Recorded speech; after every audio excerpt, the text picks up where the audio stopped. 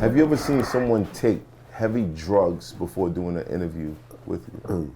I've never seen anyone take drugs. I would allow that. You know, I mean, like you can't even smoke weed in any of our studios. Right. You know what I'm saying? Just because of, you know, like in, you know, whether it's New York or LA Can or you drink? whatever else. You could drink, but we don't ask people to drink. Yeah. You know what I'm saying? You know, we never give people liquor or anything else like that. If they want to bring their own shit, I'm not gonna stop them. You got a personal. Yeah, if you got a little, you Even know, when like, you had the porn stars, you never say take some tequila. No. Listen. Crunchy Black always drinks in his interview, but he brings that fireball shit with him. So you know, that's on him. And in fact, I actually told him I prefer for him not to drink because I felt like on a couple of interviews he got a bit sloppy, and I'm like, I prefer for you to stay sober, or as sober as you could stay. You know what I mean? During these type of interviews, I remember me an and interview. Nori beg to differ, but What's that?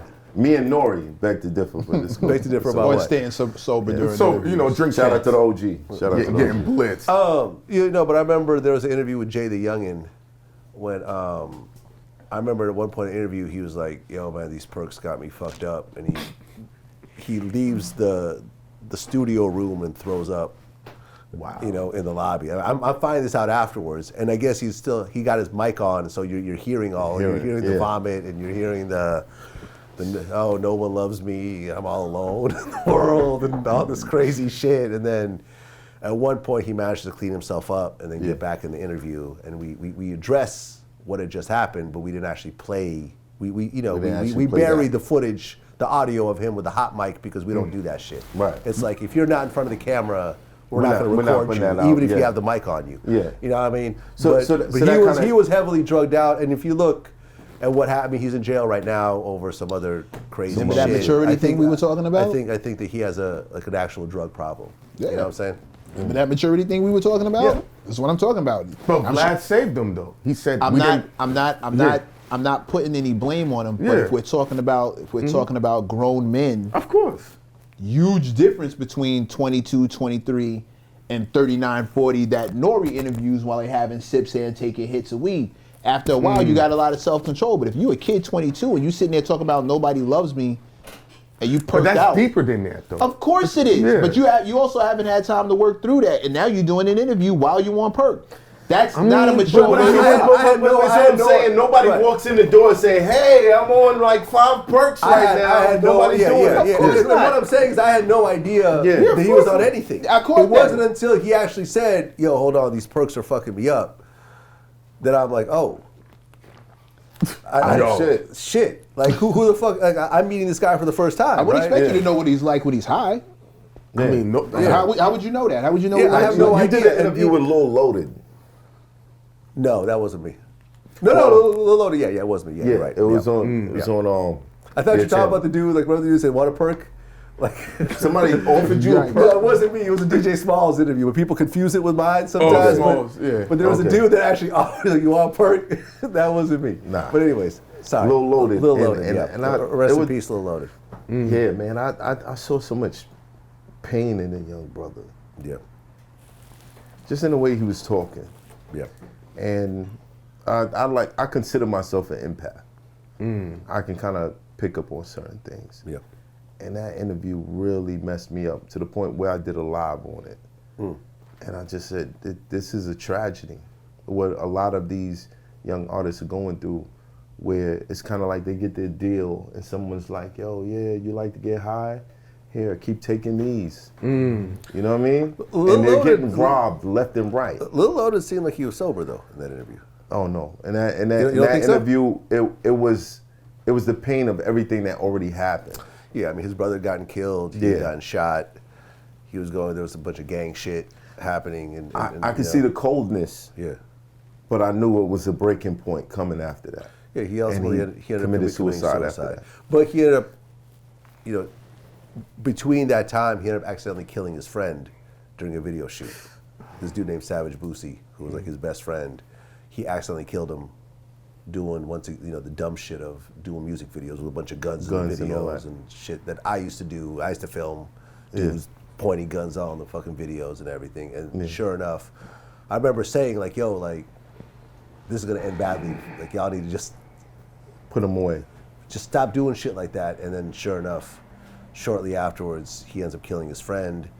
So he's facing a bunch of prison time. And then I think his girlfriend left him. Yeah, and that was the just breaking all, point. and then he hit his breaking point, ended up committing suicide. When you see interviews like that, and does it affect you in a way where you're like, damn, okay, we got a good interview, but this kid walking out of here needs help? I think in the interview, I talk about people getting help. Like, you know what I mean? Like, I talk about the fact that I have a therapist myself. You know what I mean? It's you know, 2 people I interviewed last year got killed violently. Draco the Ruler and Slim 400. Rest in peace. Slim was good. Yeah. You know, Mo 3 and FBG Duck also got killed, you know, after I interviewed them, you know, so some time later. And in both of those interviews, I'm trying to convince them to move out of their city.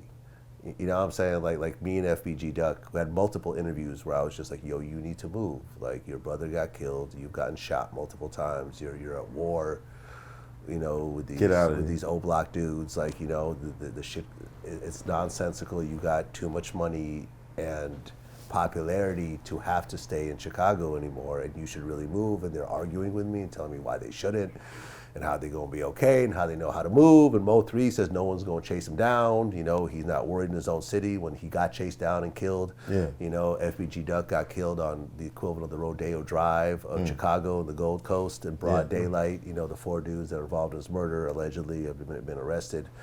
You know, and it's just like, at 48 years old, you see these patterns, and you see you could essentially predict the future of what's going to happen. And I spend the time of not only trying to convince these young men that, like, I know what's going to happen. You know what I mean? And here's some good advice for you. Now, you may not take it. You know what I mean? And when I talk about their various beefs and so forth, the question always comes up like, all right, so this happened, cool. How can we fix it? You know what I mean? I know the person you beefing with, I've interviewed too. I could probably get y'all on the phone. You know, I've interviewed both Fulio and Youngin Ace. You know what I mean? Have you ever tried to do that? They're usually not interested. You see what I'm saying? But if they were, then I would do it. But I'm not going to go against someone's wishes and try to create a situation when neither person is ready for it. You know what I'm saying? But we have put shit out there of like, you know, yo, how can we fix it? Like, you know, and sometimes the person on camera, okay, cool. Hey, listen, man, you want to call me? We'll squash it. The other person wouldn't be cool with it, whatever else. People are going to be on their own time. But I've always tried to put out, to get over the shit, to put out, like, how can we fix it? How could you squash this? How could you be more safe? You know what I mean?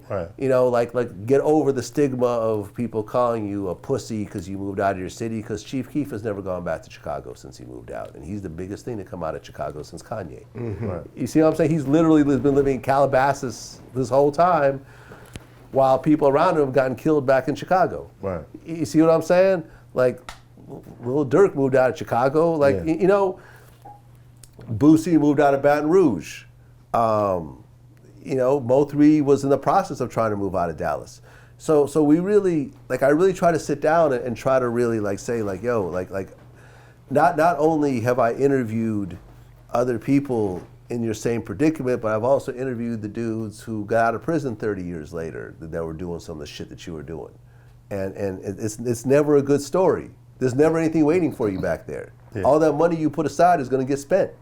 All that property you put in other people's names, they're going to keep that property. And then you're going to be a 40, 50-year-old man trying to rebuild your life from scratch. And I've heard enough of these stories to try to tell people what the future is going to be. And sometimes they listen and sometimes they don't.